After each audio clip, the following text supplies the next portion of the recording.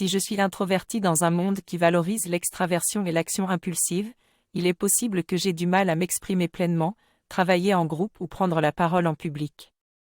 Cependant, je peux découvrir la force qui se cache derrière mon introversion et comment j'en bénéficie. Si je suis extraverti, je peux apprendre comment bénéficier des qualités des introvertis et comment mieux interagir avec eux pour créer des relations plus fortes et plus riches. Dans le livre « La force des discrets » de Susan Cain, j'apprends qu'être introverti n'est pas un frein à mon succès professionnel, au contraire, cela peut être un atout précieux. Les introvertis ont une grande capacité de concentration et sont souvent de grands penseurs et décideurs. Il est important de reconnaître et d'exprimer au mieux toutes mes qualités, tout en restant aligné avec ma nature. Dans la plupart des cas, nous sommes quelque part entre les profils d'introversion et d'extraversion, et il existe de bons tests en ligne pour savoir où nous nous situons. Les deux profils ont leurs propres avantages et inconvénients.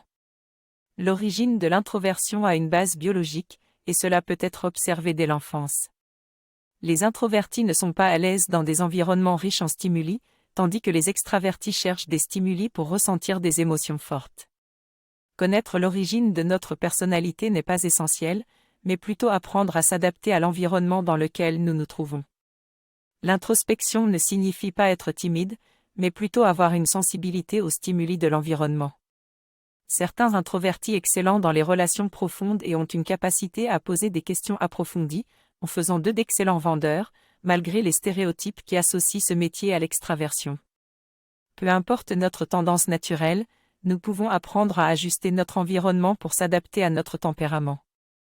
Je peux préserver les aspects avantageux de mon tempérament tout en améliorant ceux qui me déplaisent en me plaçant dans des environnements qui correspondent à mon équilibre idéal.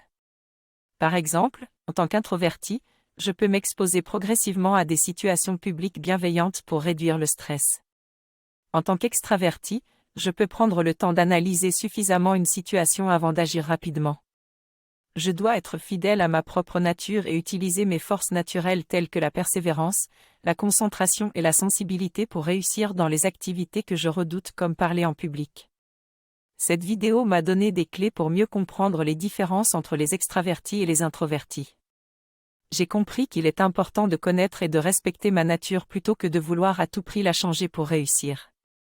Si le réseautage me semble difficile, je peux demander de l'aide pour simplifier la tâche.